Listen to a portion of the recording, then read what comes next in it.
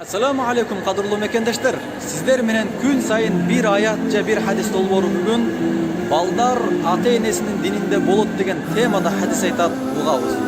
Абу Хурайра радияллаху анху риваят кылган хадисте пайгамбарыбыз саллаллаху алейхи ва саллям айтты: "Kullu mawludin yuladu ala fitra."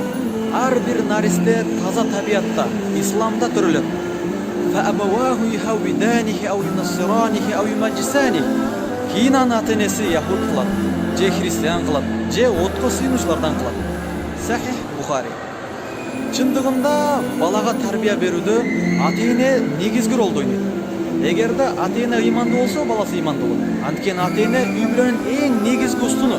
Эгерде бул эки устун ыймандуу жана бекем болуп, балага туура тарбия бере турган болсо, анда ал үй бүлөдөн чыккан бала таза табиятта, акыл эстүү болот.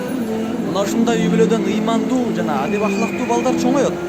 Балапан уядан эмнени көрсө учканда ошону алат дегендей эле балдар да талим тарбияны эң биринчи ата-энеден гана алат. Ошондуктан ар бир тарбиячы ата-эне баласын ислам тарбиясы менен Аллахтын сөзүн үйрөтүп өстүрүүсү абдан зарыл. Aqulu qawli hadha wa astaghfirullah li wa lakum. Assalamu alaykum wa rahmatullahi wa barakatuh.